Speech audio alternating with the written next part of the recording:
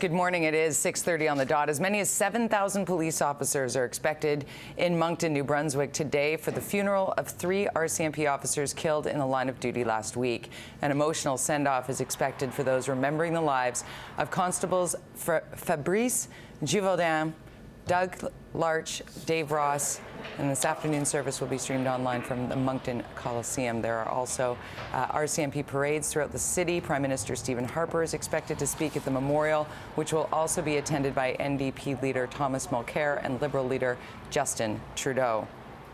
Closer to home, shocking images of animal cruelty have come out of a dairy farm in Chilliwack. The video is so disturbing, we've decided not to air a majority of it this morning. It shows workers kicking and hitting a number of cows in distress.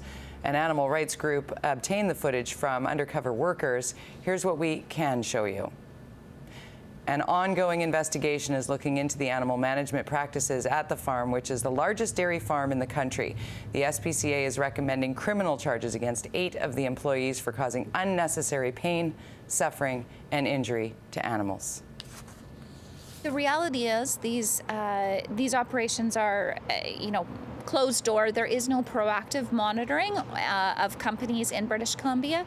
So being complaint driven, we'd only receive it if somebody who was inside the organization reported. The Vancouver Humane Society is supporting calls for random inspections and video surveillance of farms. A baby has some bumps and bruises after falling down a steep embankment in West Vancouver. The 8-month-old tumbled 8 meters, still strapped in a stroller, in the Glen Eagles area. The mom had to crawl down the ravine in order to get to her child. Luckily, firefighters were already in the area practicing technical rescues. They got to the pair quickly and were able to use a long rope to rescue them. It was ironic in a sense that our crews were in the area doing tech rescue training, just brushing up on their skills, and it's kind of ironic that that exact type of call came in the area where they were training. The mother and child are both said to be in good condition. We will find out later today if teachers will be escalating their rotating walkouts to a full-scale strike. It's the second day of voting for teachers. Parents and students are anxious to hear if they'll be faced with more class disruptions. We should know the result of the ballot sometime this evening. The government is hoping the deal made with support staff over the weekend will have an effect on the ongoing dispute with teachers. We have a signing bonus on the table for the end of June. We are prepared to honor that and to move forward on all of the other issues that we need to discuss, but we have to have them at the table. Rotating school strikes are continuing this week. Greater Victoria is the only district affected today. For a full list of district closures this week, go to news1130.com.